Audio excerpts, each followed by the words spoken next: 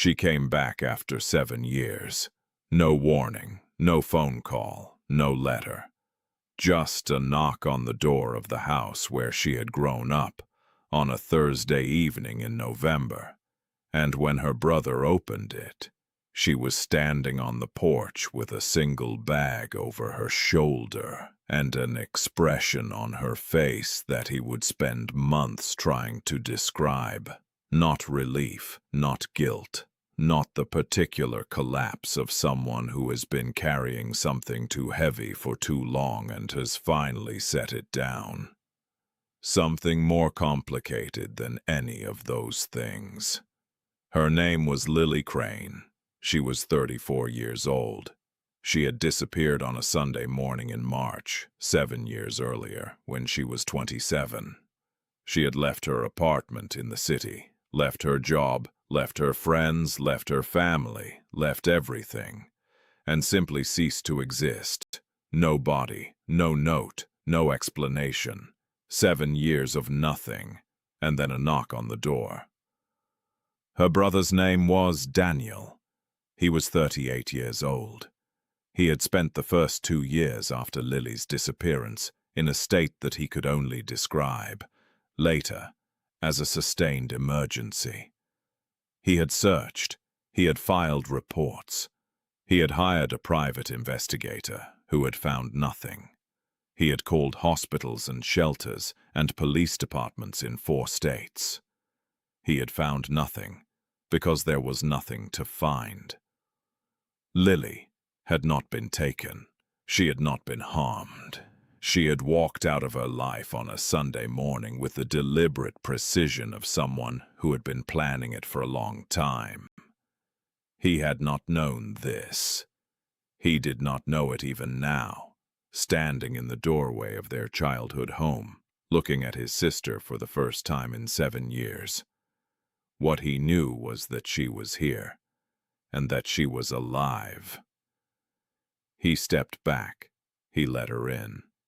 She sat at the kitchen table where she had done her homework as a child. Daniel made tea with the automatic focus of someone who needs something to do with his hands. He set the mug in front of her. He sat across from her. He said, "Where have you been?" She wrapped her hands around the mug. She said, "I'll tell you everything, I promise. But I need you to let me tell it the way I need to tell it." He said, "Okay." She said, "It's going to take a while." He said, "I have time." He had been waiting 7 years. He had time. She started at the beginning, not the beginning of her disappearance, the beginning before that, the years that had led to it, the thing she had never told him, never told anyone because she had not had the language for it at the time, and then she had buried it so deeply that the language stopped mattering. She told him about a man named Victor. She had met him at 24, 3 years before she disappeared. He was 38 at the time. Successful, attentive, the kind of man who makes you feel in the early months that you have been seen for the first time in your life. She had fallen in love with him completely and without reservation, the way that people fall in love when they are 24 and have not yet learned the difference between being seen and being studied. By the time she understood the difference, she was in the middle of something she did not know how to get out of. She said, "He didn't hit me. I want you to understand that. It wasn't that kind of thing. It was smaller than that and bigger than that at the same time." She said, "He controlled what I wore, who I spent time with, where I went and when I came home. He controlled it so gradually that by the time I noticed I was living inside a life he had designed for me, I had already lost the person I used to be." She said, "I tried to leave twice. Both times he found a way to make me stay, not through force, through the particular architecture of making someone feel that they are nothing without you." She said, By the time I was 27, I understood that the only way out was to leave everything. If I left and stayed, left him but stayed in my life, he would find his way back in. He always did. I had watched him do it twice. She said, so I left everything. She had planned it for 6 months. She had saved money carefully, in cash, withdrawn in small amounts over weeks and months. She had researched. She had found a women's shelter in a city 3 states away that did not require identification. She had built a plan with the methodical precision of someone who understands that the plan is the difference between surviving and not. On a Sunday morning in March, she had walked out of her apartment with 1 bag. She had not said goodbye to anyone. She said, "I know what that cost you. I know what it cost Mom and Dad. I know what 7 years of not knowing does to people. I have carried that with me every day." Daniel said, "Then why didn't you contact us?" She said, "Because Victor would have found me. He had found me twice before when I tried to leave in smaller ways. He was very good at finding the thread and pulling, even once, even carefully. He would have found the thread," she said. "I couldn't risk it." She said I had to be completely gone. Daniel was quiet for a long time. Then he said, "Where is he now?" Lily said, "That's why I came back." She told him the rest. She had spent 7 years building a life in a city she had chosen because she knew no one there and no one knew her. She had worked, she had found a therapist. She had, slowly and with great difficulty, rebuilt the person she had been before Victor. She had also been watching, not obsessively, not in a way that interfered with her life, but carefully, from a distance, the same distance she had maintained from everything for 7 years. She had watched because she needed to know if she was still in danger, and what she had found in the last year had brought her back. Victor had married again. His wife was 26 years old. Her name was Anna. They had been married for 8 months. Lily had found this through careful research, through the particular skills she had developed over 7 years of living carefully. She had found photographs of Anna on a professional networking site.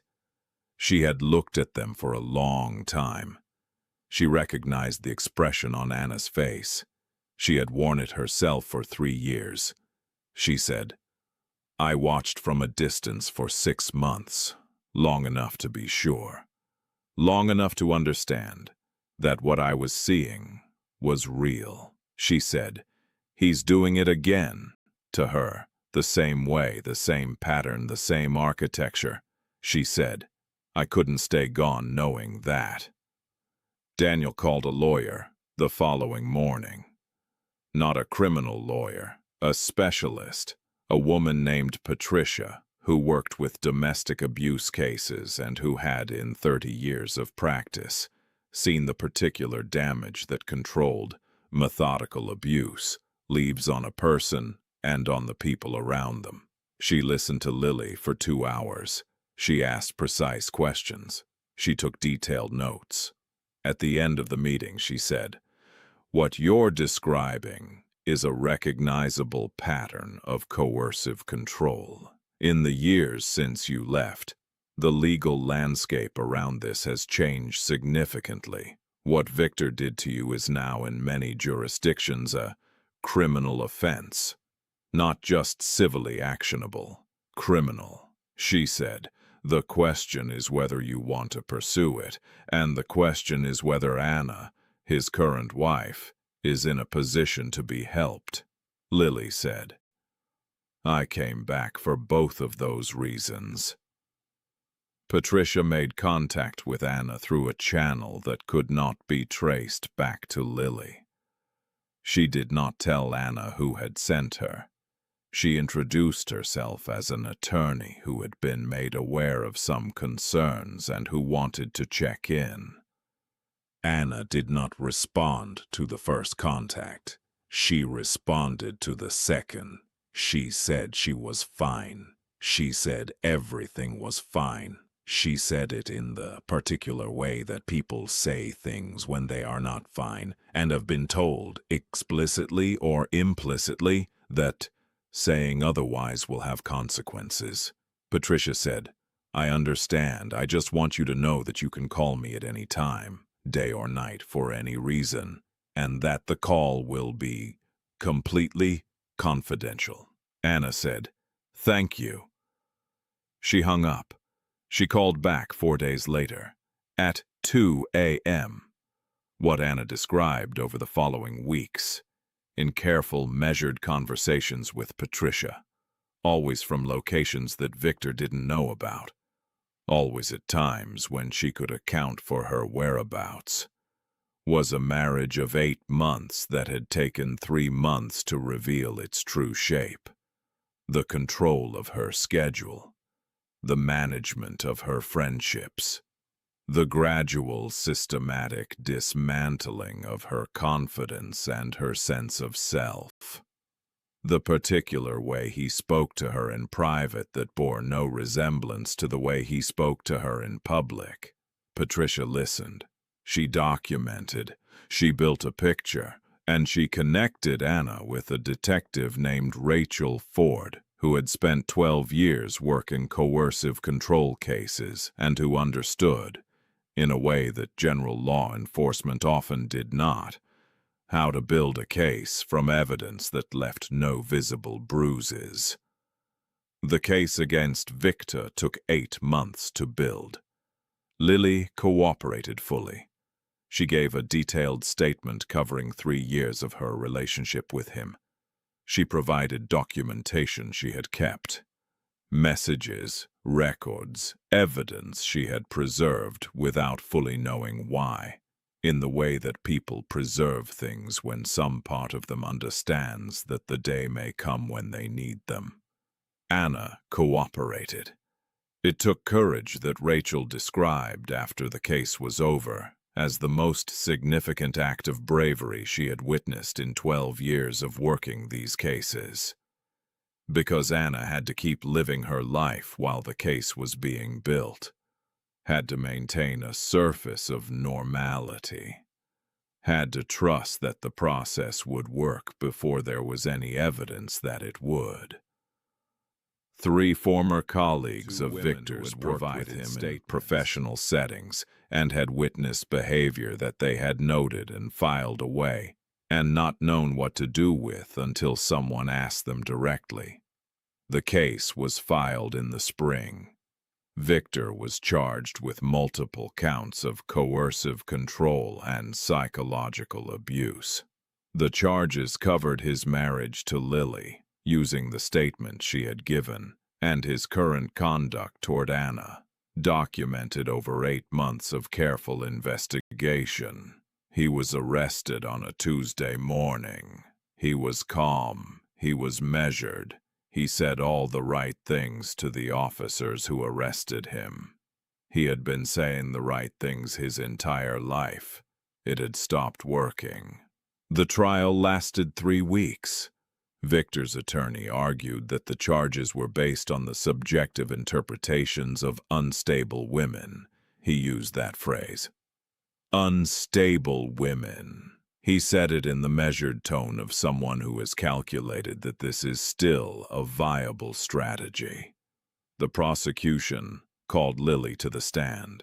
She sat in the witness box for 4 hours. She was not unstable. She was precise.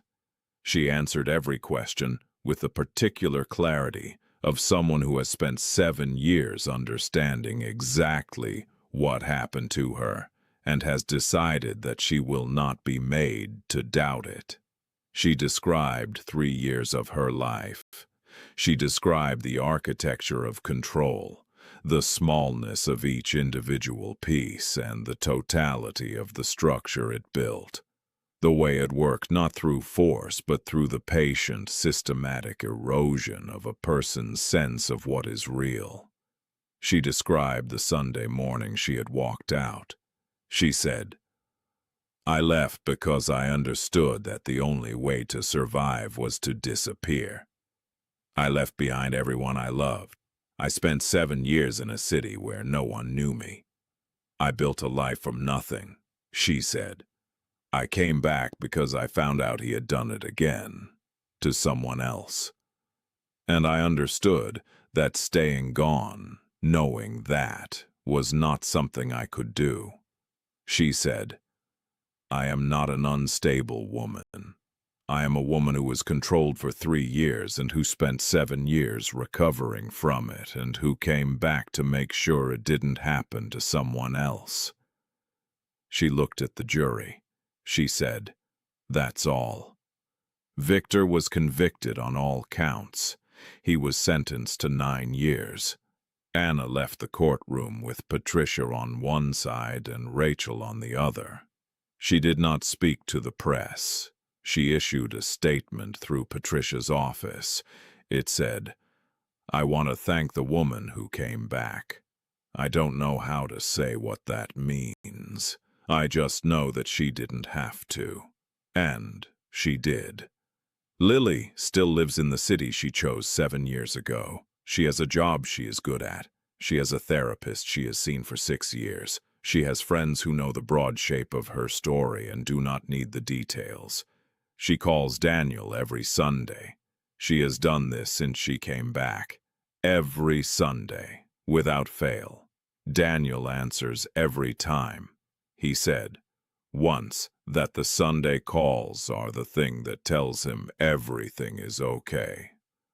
That, as long as the phone rings on Sunday, he knows. Lily said, "It'll always ring." She said, "I know what it costs when it doesn't." This story is fictional and created for entertainment purposes only.